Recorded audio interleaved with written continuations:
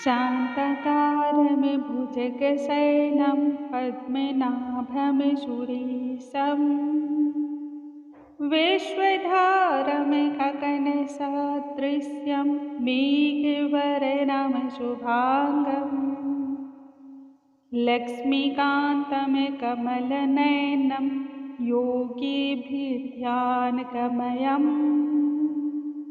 वन्दे विष्णु भवभयहरं सर्वलोकैकनाथम्। ओम नमो भगवते वासुदेवाय।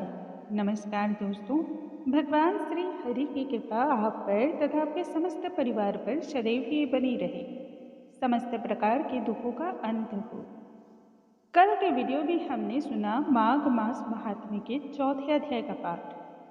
उस पाठ में हमने श्रवण किया भगवान विष्णु की साक्षात रूप ऋषि दत्तात्रेय जी, जो कि सत्य पर्वत पर रहा करते थे, उनसे राजा सहस्त्रार्जुन ने पूछा, हे योगियों में श्रेष्ठ दत्तात्रेय जी, मैंने सभी प्रकार के धर्मों के विषय में सुन रखा है, कृपया करके आप मुझे माघ मास महात्म्य के विषय में बतलाइए।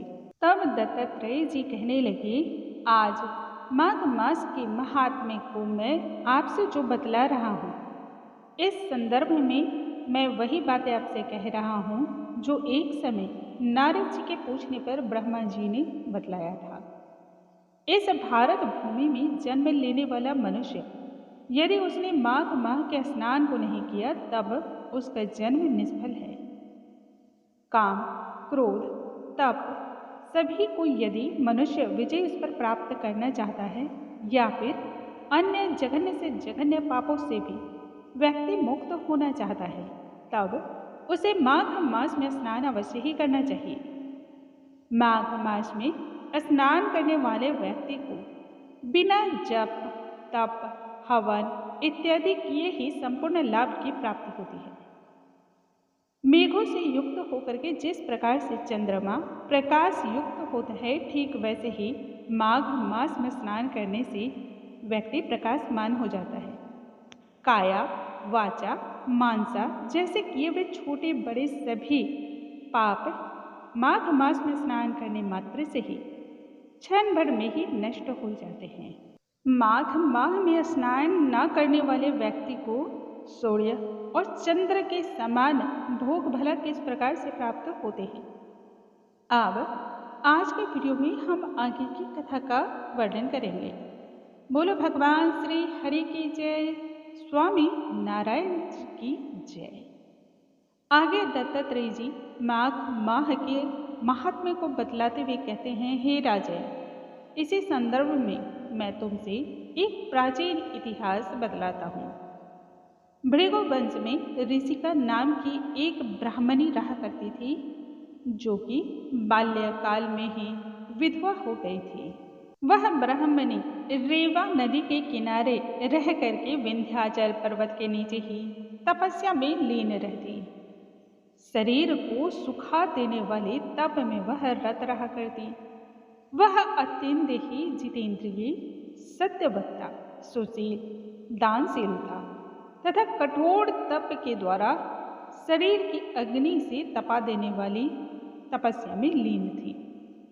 वह अग्नि में आहुति देकर के उच्च वृत्ति के द्वारा जीवन को व्यतीत करती थी। उस ब्राह्मणी ने रेवा तथा कपिल नदी के संगम में 60 वर्ष तक माघ स्नान को किया। फिर समय के अनंतर आते आते फिर वहीं पर वह मृत्यु को प्राप्त भी हो गई। माघ मास में स्नान के प्रभाव से वह ब्राह्मणी दिव्य 4000 वर्ष तक विष्णु लोक में वास करके सुंद और उपसुंद दैत्यों का नाश करने के लिए ब्रह्मा द्वारा तिलोत्तमा नाम के अप्सरा के रूप में ब्रह्मलोक में उत्पन्न हुई। वह अत्यंत ही रूपवती, गुणवती और सौंदर्य में अद्वितीय थी। गान विद्या में अति ही प्रवीण तथा मुकुट कुंडल से शोभायमान थी। उसका रूप, यौवन और सौंदर्य देख करके ब्रह्मा भी चकित हो चुके थे।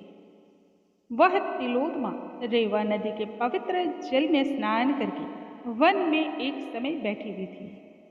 तब उसी समय सुंद और उपसुंद के सैनिकों ने चंद्रमा के समान उज्ज्वल एवं रूपवती उस कन्या को देख करके अपने राजा शुंद के पास तथा उपसुंद के पास जा करके उसके रूप शोभा की वर्णन को करने लगे।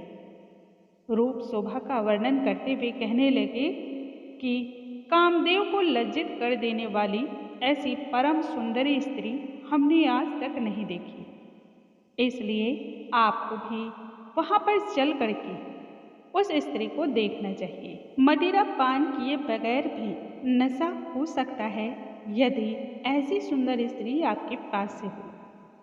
उन दोनों ने तब मदिरा के पात्र को वहीं पर रखा और उस स्थान पर दूध के साथ चले आए जहां पर तिलोत्मा बैठी हुई थी, और मदिरा के पान विह्वल होकर के काम क्रीड़ा से पीड़ित हुए तथा दोनों आपस में ही उस स्त्री को प्राप्त करने के लिए लड़ बैठे।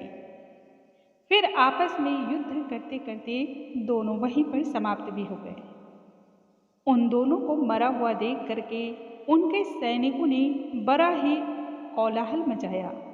तब तिलोत्मा काल रात्रि के समान उनको पर्वतों से गिराते हुए 10 दिशाओं को प्रकाशमान करती हुई आकाश की ओर चल गई और देव कार्य सिद्ध करके ब्रह्मा के सामने आई।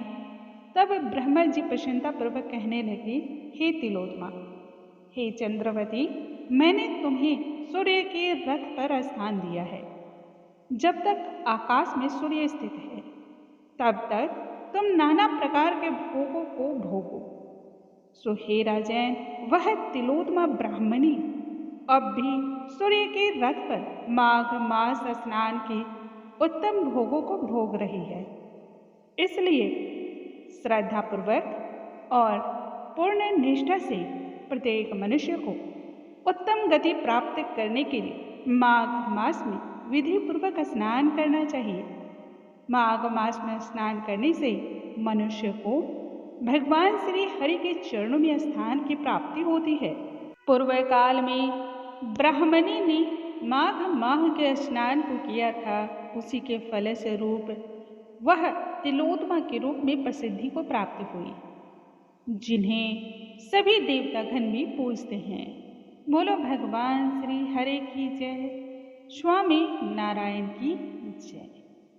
दोस्तों, आज के इस वीडियो में हमने सुना माघ मास महात्म्य के 5वें अध्याय का पाठ। कल के वीडियो में हम आगे की कथाओं के साथ फिर से मिलेंगे। तब तक के लिए नमस्कार दोस्तों।